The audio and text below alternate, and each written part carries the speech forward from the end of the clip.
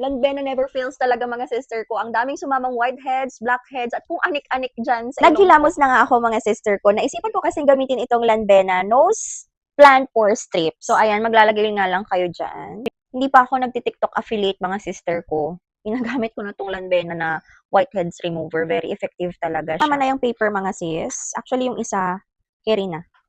Sa akin okay na yung isa. So after few minutes mga sister ko, ayan tuyo na nga kaya aalisin na natin.